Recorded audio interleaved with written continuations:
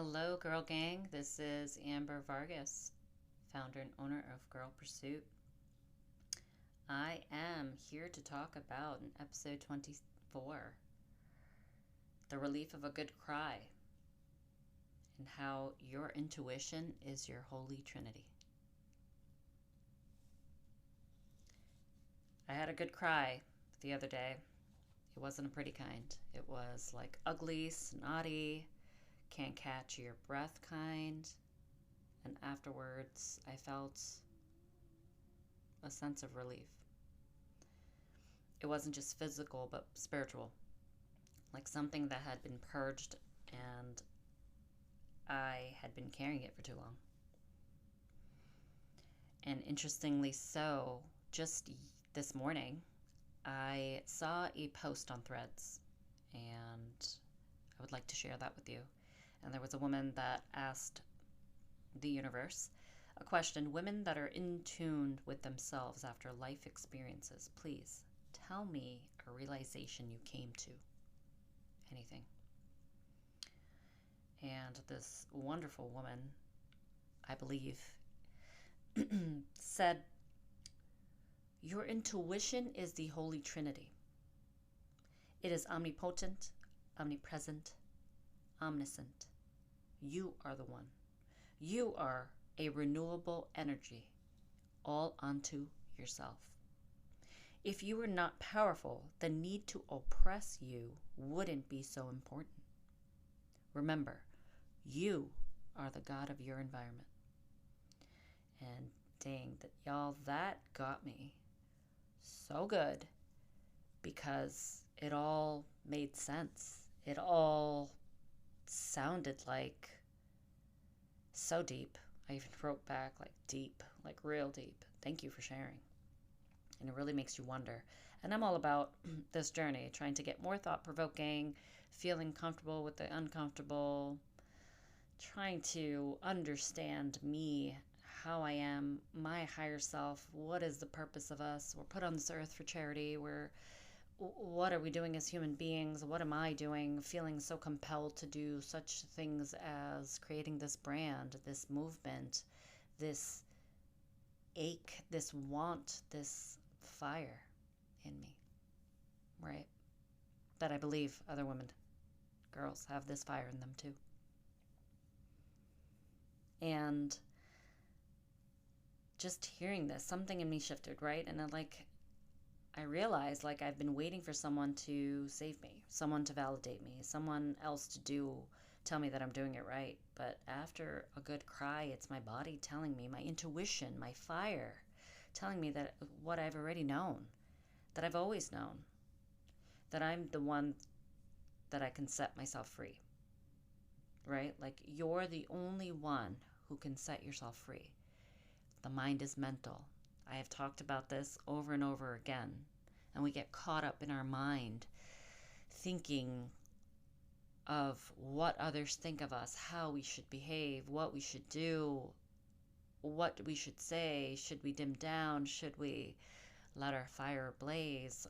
All these things were always in our minds, and we're the ones, for ourselves, for our beings, we are the ones that we can only set ourselves free. I wonder if that's something that can resonate with y'all. Does it make sense with y'all? Do you disagree with it? Do you agree with it? I would love to know in the comments, because I can't be the only one. I honestly can't be the only one that thinks this way. And I remember after that cry, kid you not, feeling, wow, I feel so weightless. A weight lifted off my shoulder. And it was finally breaking through, right? I was actually releasing.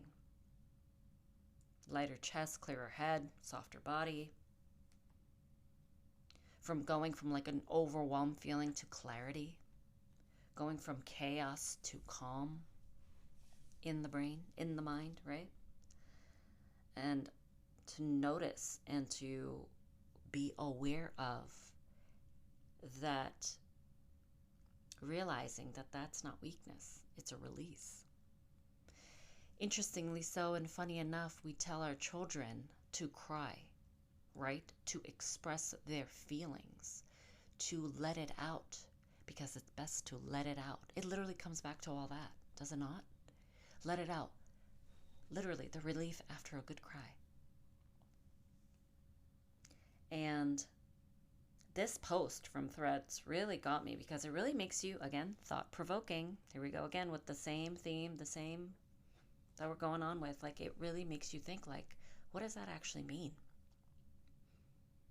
Like, we've been taught to doubt our intuition as women, as a mother, and even in my ancestral line, that we were taught to doubt our intuition.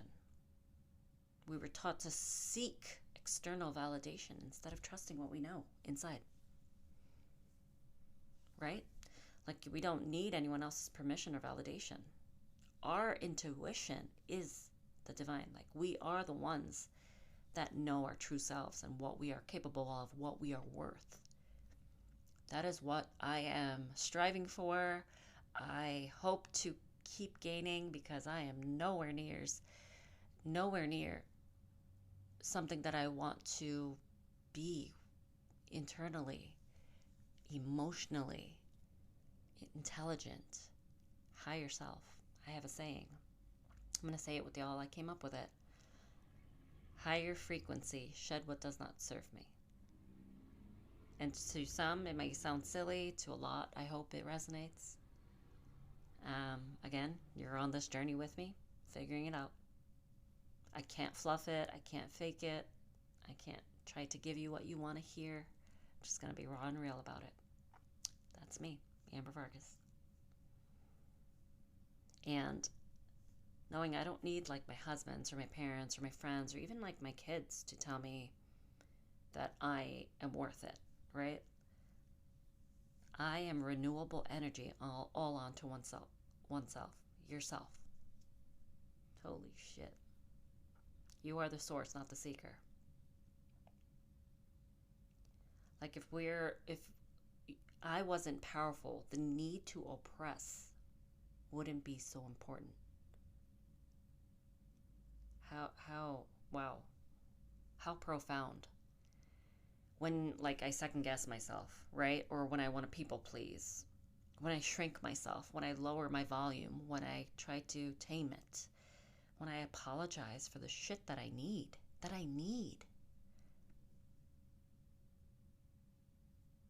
Why do we try to do that? Like, why do we oppress it?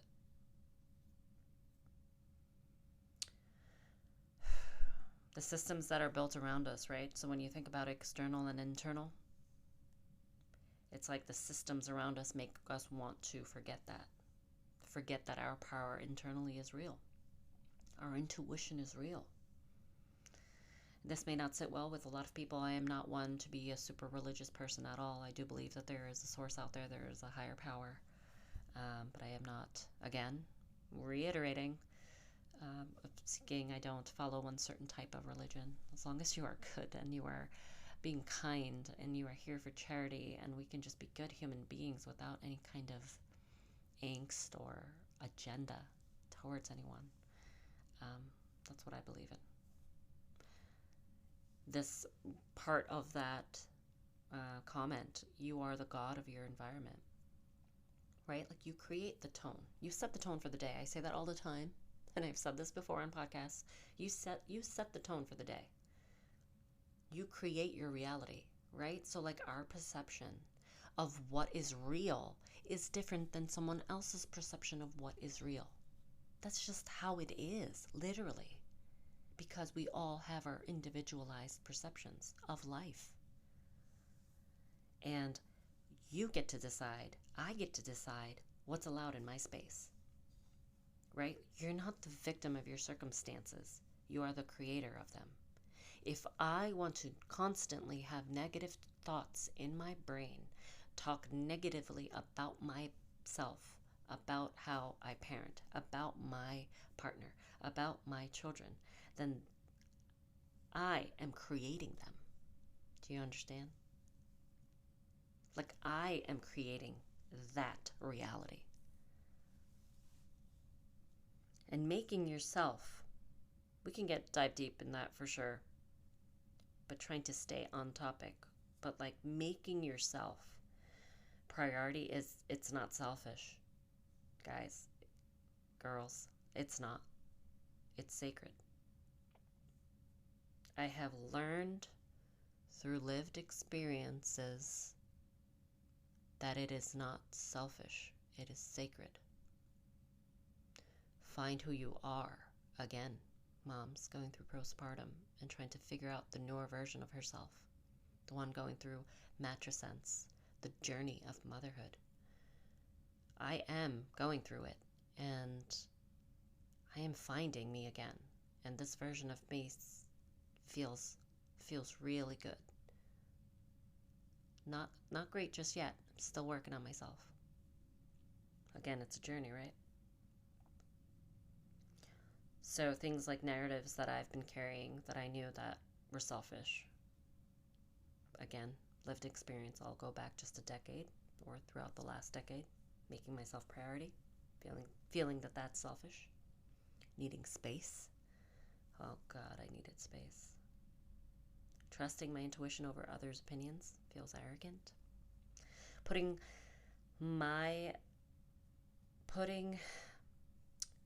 myself first felt wrong, especially as a mother.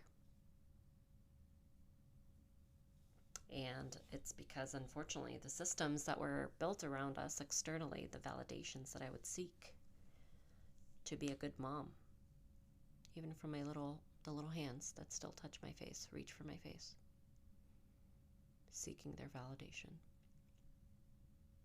to know that I'm a good mom. And we wonder, where does this narrative come from, right? Like, is it childhood? Is it when I was taught to defer to people please, to put them first? To be the moderators of parents that couldn't hold a proper conversation without yelling?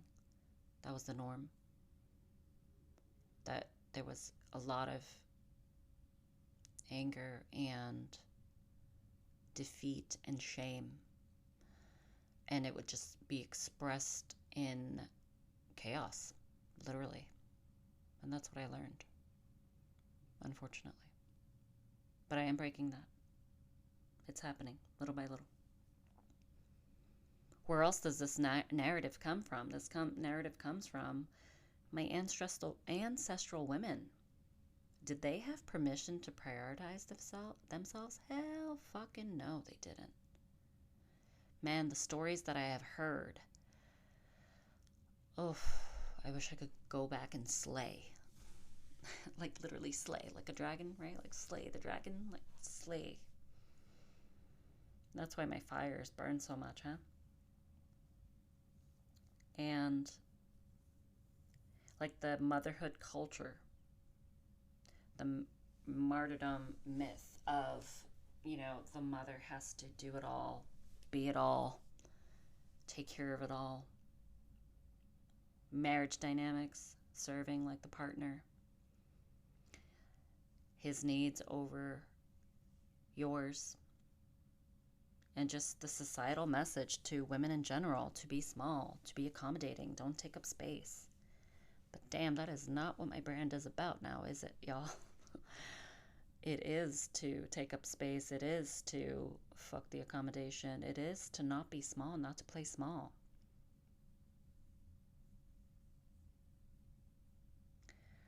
I know that if my intuition is the Holy Trinity, if I am omnipotent, omnipresent, omniscient, then making myself priority is not selfish. It is sacred. It is sacred, y'all.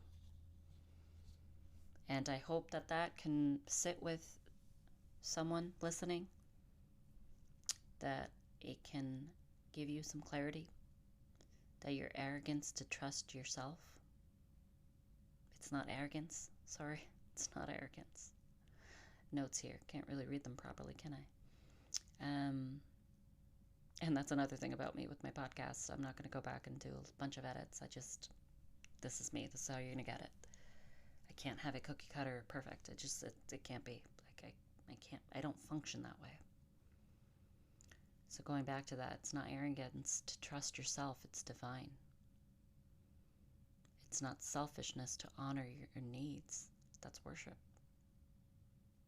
Because if I'm the God of my environment, then my well-being is the foundation. My clarity is the compass. My intuition is the truth.